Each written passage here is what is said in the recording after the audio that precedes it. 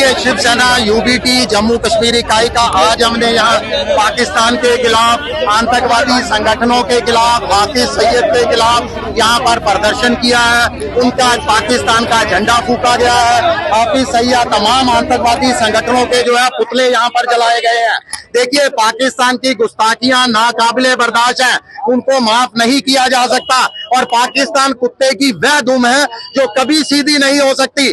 Operation सिंदूर के बाद भी हमने देखा है कि पाकिस्तान ने अपनी नापाक और कायराना हरकतों का दायरा बढ़ाया है। जम्मू कश्मीर के साथ आज हरियाणा के अंदर 350 किलो RDX मिल रहा है, हथियारों का जखीरा मिल रहा है।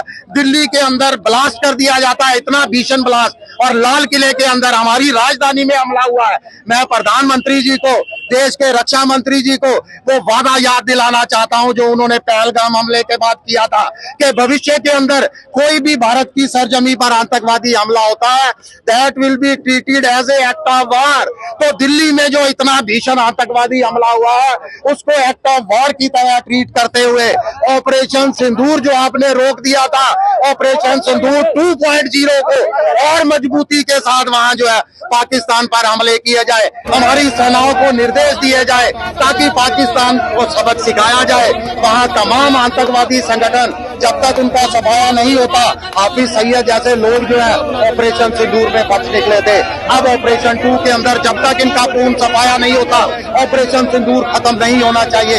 इसके साथ साथ जो जयचंद है, जो गद्दार लोगों की एक इतनी बड़ी लिस्ट आ रही है, व्हाइट कॉलर के लोग आ रहे हैं, डॉक्टर सामने निकल कर आ रहे हैं जिनके तार जो है इन आतंकवादी हमले के अंदर जो है जुड़ रहे हैं, वो देश के गद्दार हैं। गद्दारों को सीधे चौराहे पर रखकर जो है वो गोली मार देनी चाहिए। इसके साथ साथ बीजेपी से भी मैं सवाल पूछना चाहता हूं कि आज देश का गृह मंत्रालय ये कहने से क्यों कतरा रहा है कि ये आतंकवादी हमला था दिल्ली वाला।